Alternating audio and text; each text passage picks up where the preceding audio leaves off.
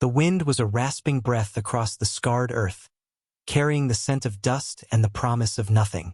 Alara had learned to read its whispers, to understand the grim tidings it brought: more isolation, more hunger. Another day stretching endlessly beneath a sky that felt as vast and indifferent as a tombstone.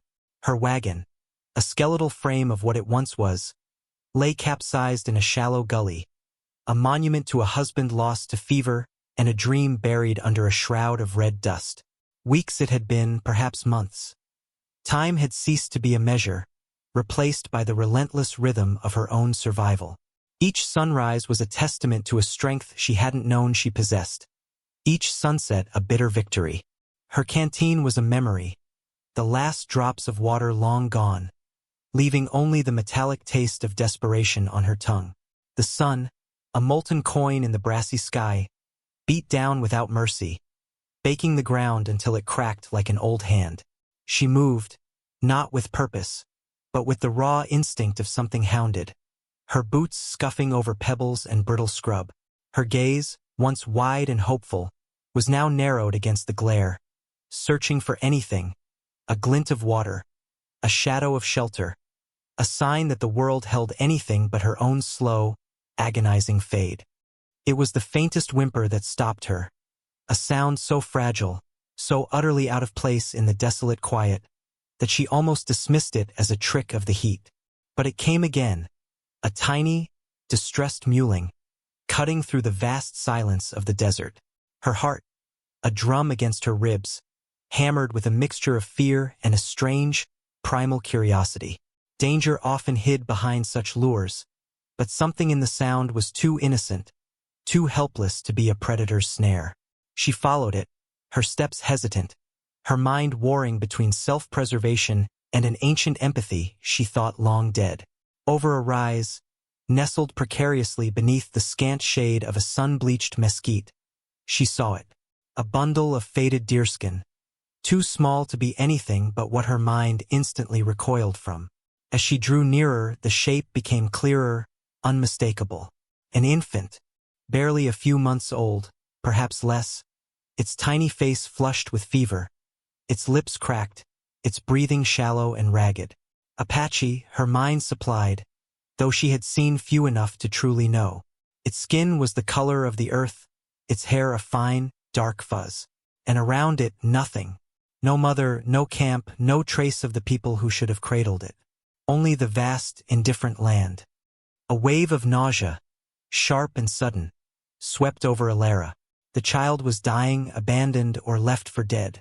The cruelty of it, the sheer, unimaginable despair of a parent forced to leave their young, resonated with a pain she knew intimately. It was a mirror of her own abandonment, though hers was by circumstance, not by kin. Her first instinct was to turn away, to flee the stark reminder of all that was vulnerable and lost.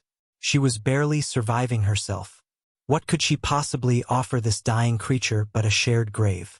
But then the whimpering came again, a desperate plea, and a tiny, feverish hand, no bigger than a bird's claw, twitched against the deerskin wrap. In that moment, her own parched throat, her aching bones, her overwhelming despair, seemed to recede. What was a little more burden, when her soul was already so heavy? What was one more fight, when every breath was already a battle? She knelt, her knees protesting, and looked into the clouded, unseeing eyes of the child. A ghost of a cry escaped her lips, not of sorrow, but of an odd, fierce recognition. This infant, on the brink of fading, mirrored the last flicker of life within her. And perhaps, just perhaps, by saving it, she might find a way to save herself. She reached out, her hand trembling, and gently scooped the feather-light bundle into her arms. The heat emanating from its small body was alarming.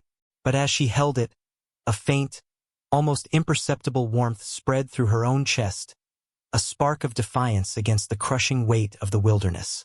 The sun continued its relentless descent, painting the sky in hues of blood and ash. But for the first time in weeks, Alara felt a pulse of something other than despair. It was terror, yes, but also a nascent, terrifying responsibility.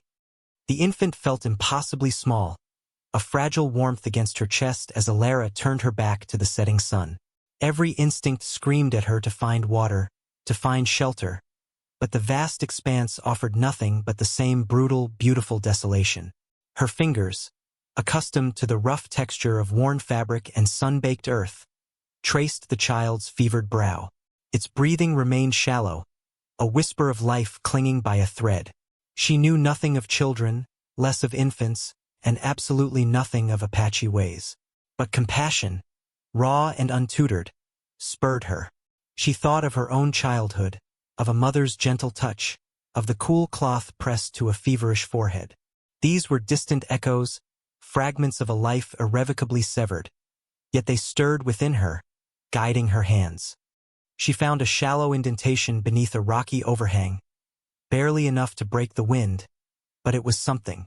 She spread her meager shawl, the last remnant of her civilized life, on the ground, creating a rough cradle. The deerskin wrapped around the infant was coarse but offered some warmth. Her mind, usually consumed by the next step of her own survival, now raced with the child's needs. Water. It was paramount. She licked her own cracked lips, the dryness in her mouth a constant torment. But the child needed it more. Against her better judgment, against the gnawing fear that it would bring her closer to others, she decided to risk it. She remembered a faint, almost imperceptible trail, used perhaps by animals, that led towards a cluster of low hills, where a seep might linger after the last, distant rains. It was a gamble, a desperate, illogical hope. Leaving the child, even for a moment, felt like a betrayal. She tucked it as deeply as she could into the rocky alcove, covering it with what little extra fabric she possessed. "I'll be back," she whispered, the words hoarse, a promise she wasn't sure she could keep. The words were as much for herself as for the unconscious child. The moon, a thin sickle of light, began its ascent as she set out, her pace quicker than it had been in days. Every shadow seemed to hold a hidden threat, every rustle of dry brush the approach of unseen eyes. She moved with a heightened awareness, her senses stretched taut, but it was not just fear for herself that drove her. It was the image of the small, helpless face, the faint, desperate wheeze of breath. Hours later, stumbling back under a sky now dusted with a million indifferent stars, she clutched a small, water-filled pouch made from her only remaining handkerchief. The seep had been little more than a muddy depression, but a few precious drops had been salvaged. She knelt beside the infant, her hands shaking, and gently trickled a few drops onto its lips. The child instinctively swallowed, a small, miraculous movement. She repeated the action again and again until the pouch was empty. The water seemed to wake a flicker of life within the small form. Its eyes, previously glazed and unfocused, now opened, dark and deep, staring up at her with an unsettling intensity. There was no recognition, no understanding, only the vast emptiness of infancy. Yet it held her gaze, drawing her in. A bond, unspoken and fragile as a spider's silk, began to weave itself between them. In the child's utter dependency, Alara found a strange, unexpected purpose. Her own suffering, her loneliness, seemed to diminish in the face of this absolute need. She spent the rest of the night huddled close, sharing her warmth, listening to its shallow breaths, praying to a god she'd long since doubted. As dawn painted the eastern sky with bruised purples and fiery oranges, a new sound cut through the silence, a distant, rhythmic thudding. Hoofbeats, many of them, and then, faintly, carried on the dawn wind, the sound of voices, deep and guttural. Fear, cold and sharp, pierced through the fragile bubble of their solace. They were coming, they were close, and her heart knew, with a certainty that chilled her to the bone, that they were coming for the child. The pounding of hooves grew from a distant rumble to a thunderous drumbeat against the arid earth. Alara snatched the infant closer, pressing its small body against her, as if her own skin could absorb it, hide it from the inevitable. Her eyes scanned the horizon, searching desperately for a place to conceal themselves, but the land offered no such reprieve. The rocky overhang was too exposed, the sparse mesquite too thin. Panic? icy and unyielding, clawed at her throat. This was it. The reckoning.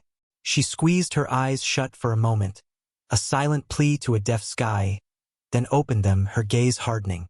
Fear was a luxury she could no longer afford. Not now. Not when this small, vulnerable life depended on her. They appeared over the crest of the nearest rise, a dark wave against the morning sun. 200, her mind screamed. A relentless tide of horses and men, their outlines stark and imposing. Apache. Warriors, their faces stoic, painted with the grim resolve of their purpose. They moved with a chilling efficiency, a silent, deadly grace that spoke of generations honed by the land. Her breath caught in her throat. Her heart hammered so violently it felt as though it would burst through her ribs.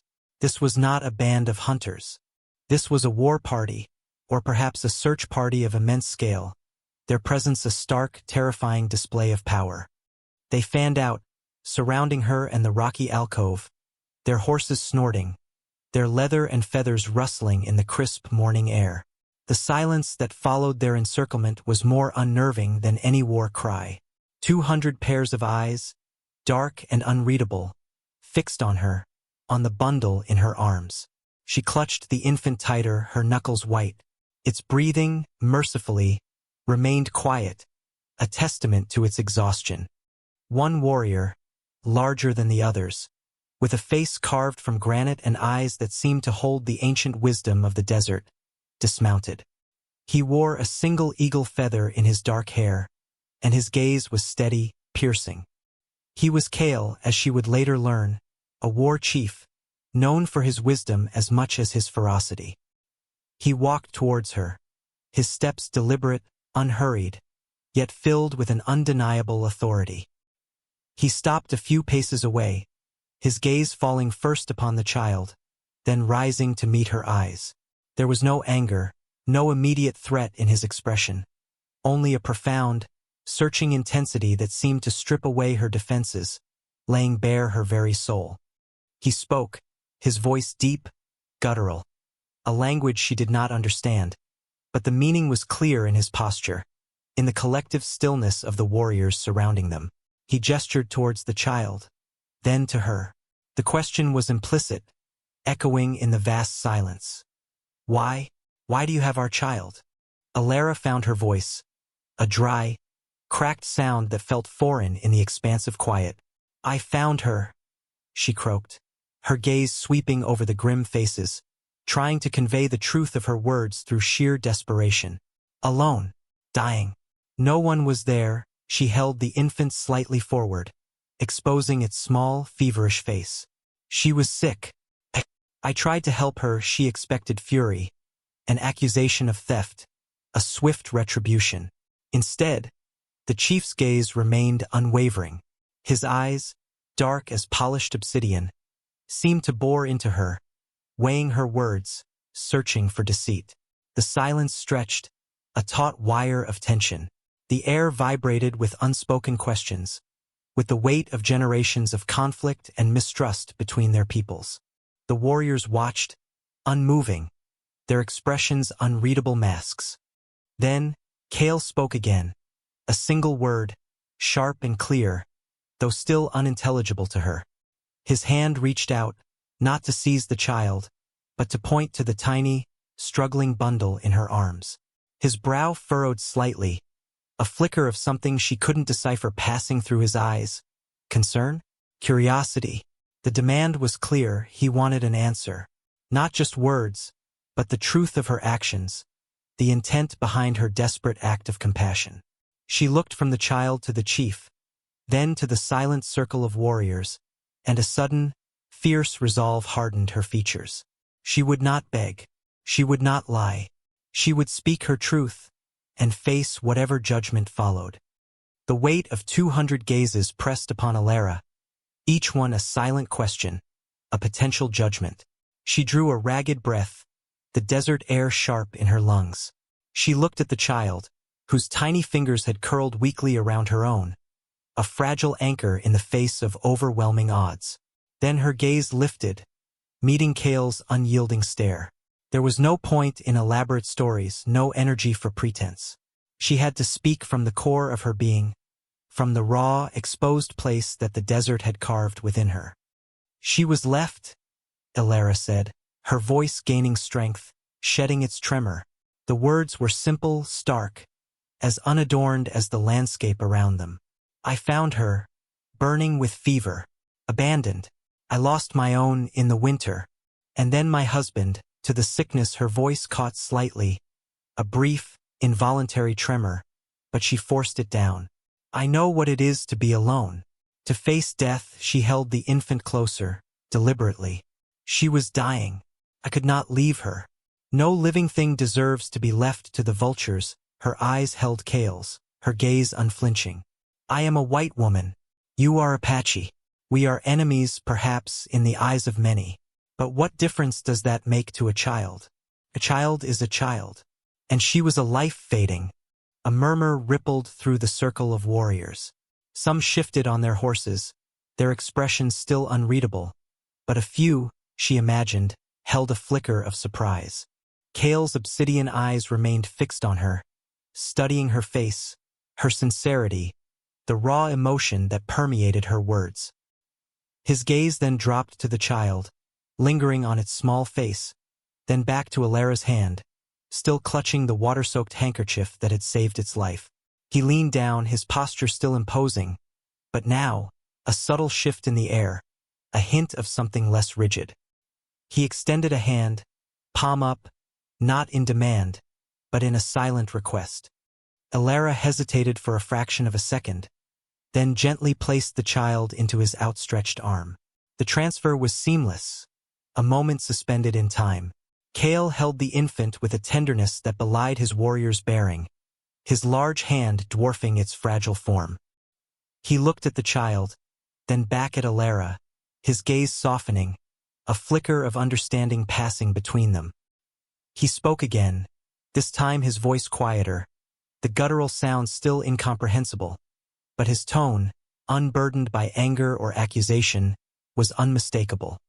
He turned and addressed his warriors, a cascade of rapid-fire words, his hand gesturing between Alara and the child. The shift was palpable. The tension, which had been a live thing in the air, began to dissipate. Warriors dismounted, some approaching, not with aggression, but with a quiet curiosity. One older woman, her face weathered like the desert stone, moved forward, her eyes warm with a gentle light. She took the infant from Kale, cradling it expertly, and began to croon soft words in her own tongue. The child stirred, its tiny hands reaching, and for the first time since Alara had found it, a faint, almost imperceptible cry escaped its lips, a sound of fragile life. It was a cry of awakening, of hope, of survival. Kale turned back to Alara. He still said little, but his eyes, deep and knowing, spoke volumes. He gestured towards the east, a subtle nod, an invitation. The unspoken question was now a quiet offer. You saved our child. Now where will you go? Will you come with us? Alara looked from the retreating form of the elder woman carrying the infant, now a part of her people once more, to Kale. She saw not an enemy, but a man of honor, capable of seeing past the divisions of race and fear. She had come to the wilderness with nothing but loss, facing a slow, solitary end. But this child, this impossible discovery, had drawn something forth from her that she thought extinguished: purpose, resilience, and now dignity. The desert, which had been a harsh executioner, now seemed to hold a different kind of promise. It had stripped her bare, but it had also shown her an unexpected strength, a capacity for compassion that transcended the brutality of the world. She had chosen life, not just for the infant, but for herself, in the face of despair. She looked at Kale, her gaze steady, a nascent strength shining in her eyes. The journey ahead was unknown, fraught with danger and uncertainty, but she would not be alone. And for the first time in a very long while, Alara took a step forward, not in flight, but towards a new, unforeseen horizon, a quiet testament to the enduring power of humanity in the most desolate of landscapes. The wind, once a harsh rasp, now seemed to carry a whisper of hope, a new story waiting to be written.